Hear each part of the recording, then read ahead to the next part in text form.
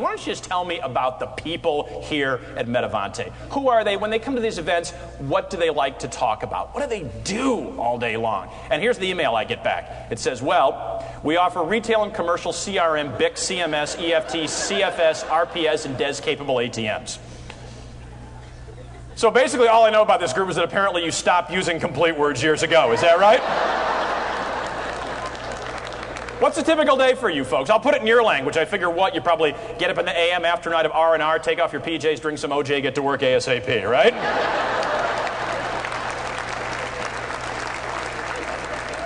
All day long you sit at your PCs dreaming up BS to impress the heck out of those BICIS and FISERV and check-free SOBs, right? And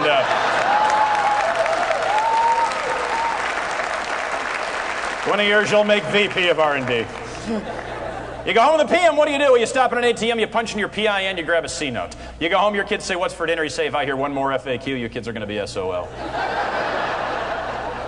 They got to eat, right? So what do? You hop in your BMW, your SUV, you drive to KFC, you get them a little dinner. Take them home, they eat dinner, you sit around your BVDs, drinking MGD and watching HBO, CNN, MTV, and VH1 before taping ER and CSI and the VCR and catching some Z's. That's your life. Is that right, folks? That's the way it works? That's it right there. Today, you've scheduled a joint organizational messaging tactical working group and DRSN security accreditation and information assurance update training, and you've scheduled that in the same day. People, spread the fun out, all right? This is a multi-day conference. Pace yourselves. I've been doing stand-up comedy for more than 20 years, but I really consider myself more of a speaker because I perform for Fortune 500 companies and national associations, and those audiences don't necessarily want to hear about how men like dogs and women like cats, you know, the kind of stuff you hear in a comedy club. They want to hear about things that are relevant to them. We want to show everybody out here that we're a fun group. We're not afraid to laugh at ourselves. Don't be afraid to poke a little good-natured fun at DISA, who we are, and the things that we do. I said, that's great. Who are you, and what exactly is it that you do? They said, well, quite simply, Greg, we're a combat support agency charged with planning, engineering, acquiring, fielding, and servicing global net-centric operations for all components of the DoD in times of peace and war. And, you know...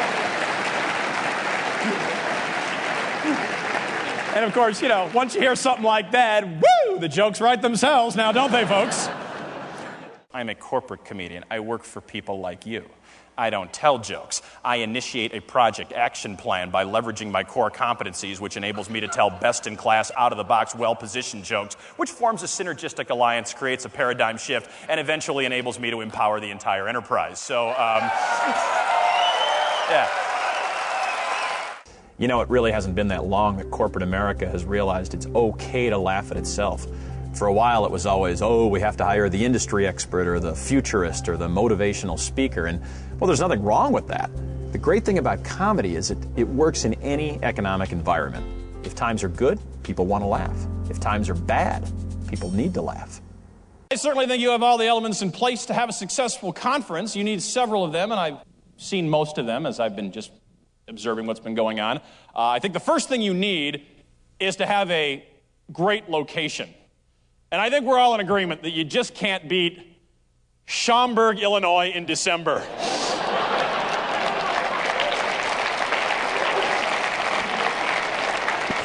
Need I remind you people, you are no longer in Chapter 11. Have you ever remembered that? Open the purse strings a little bit, huh? I can tell you've had a great year right when I walked into this room. You know how? Because I can tell. First of all, look at this event, okay? You've got a beautiful resort right here in Tempe. You had this great meal. I mean, those things cost money, okay? And who knows? I mean, you guys keep working as hard as you can, and maybe you'll come back next year, and maybe you can spend a little more money on something like, oh, I don't know, props. I look out at my audience and I see a lot of hardworking family people who, for lack of a better phrase, are tied to technology. So in my show, I joke about work, I joke about family, I joke about technology. Comedy with a bite. Get it? My wife bought me an iPod for Christmas. Holds 20,000 songs, which is good. Because, you know, next time I'm taking a trip to, oh, I don't know, the sun. Oh, God forbid I would hear the same song twice. What do you do when you have a problem, when you have a question about your computer? What do? You ask a kid. Ask a little kid. That's why my wife and I had a kid in the first place. If you are wearing one of those attached to the ear, pointy-eared Bluetooth wireless devices, if you could please take that off. It doesn't mess up my show. You just look kind of stupid. So if you could just remove it. Nothing kills a room faster, and I've seen this before, than a speaker who walks on stage and says, so, what do you guys do? I mean, corporate audiences are not stupid. They know when you're phoning it in. To me, the fun of this job is writing material about them and then watching their reaction when I deliver it on stage. The best compliment I can ever get is when somebody says, you did your homework. This is a frequently asked questions link on external certification authority. Let's take a look at one of those questions if we could. My question concerns why web servers need to be configured to accept certificates issued by ECAs. I realize that DoD private web servers providing access to DoD sensitive information, except those protecting access to personal information by information privileged individuals, shall be PK enabled to rely on certificates for client authentication issued by DoD approved PKIs. Does this mean that certificates issued by ECA CAs must be approved by ASD? You want to know what's scary? That's a frequently asked question. I love putting visual aids into the show. You know, video from the internet, PowerPoint. People have gone so completely overboard with PowerPoint, well, it only makes sense to make fun of it. I don't really understand what you guys do.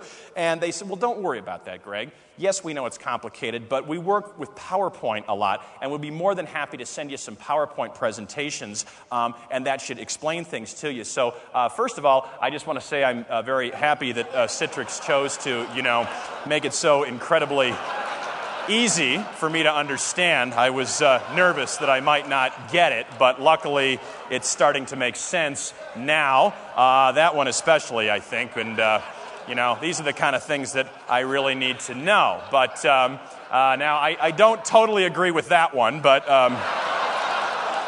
I've always prided myself on the fact that I do a clean show. That is so vital to this job. I mean, I'm a representative of the client, and I know the audience can contain their best customers. I want everybody to leave the room happy. Sometimes people say, Greg, have you tested this material beforehand?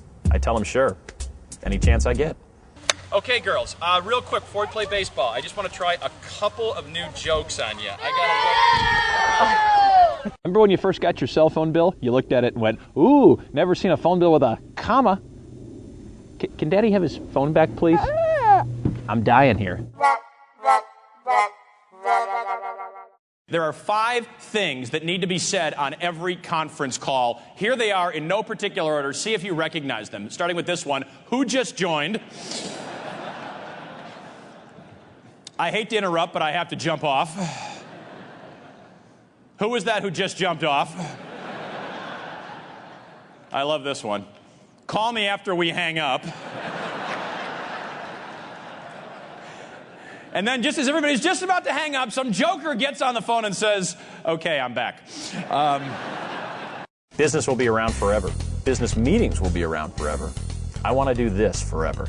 I can't imagine somebody coming up to me and saying, I'm sorry, Greg, we looked at our schedule and, well, there's just no room for laughter. When that happens, I'll do something else. Thanks so much. God bless America. Thank you.